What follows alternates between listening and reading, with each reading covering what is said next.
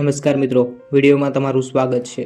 થોડા સમય પહેલાં બનેલી એક કાળજુ કંપાવદાર ઘટના જે છે તેના વિશે તમને અત્યારે વાત કરીએ છીએ। મોટા સમાચાર સામે આવી રહ્યા છે, જ્યારે આ સમગ્ર ઘટનાની અંદર એક જ પરિવારના 6 લોકોના મૃતદેહ મળી આવ્યા છે અને ચકચાર મચી જવા પામ્યો છે। આજુબાજુના લોકોમાં અરેરાટી મચી ગઈ છે, જ્યારે મળતી માહિતી અનુસાર ઘરની અંદરથી 6 લોકોની શંકાસ્પદ હાલતમાં લાશ મળી।